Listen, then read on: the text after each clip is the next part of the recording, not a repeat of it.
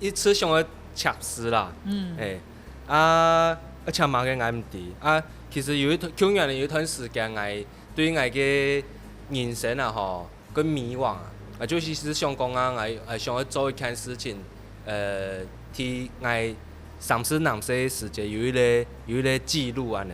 特别规迄路先去创业。规去创业跟别讲感谢讲感谢伊保佑安尼有卡平安感谢我伫落尾生活也总嘛会顺时安尼。哇，规路卡以前先去北公下报道。嘿，上台北的时间嘛，先去甲伊讲下我上台北安尼。哦，侬冇有安尼的习惯喏。其实北公跟我能伫美容台吼，跟北公迄非常的亲呐。嗰道事情唔敢跟爸爸妈妈讲，但係我去跟北公讲啊。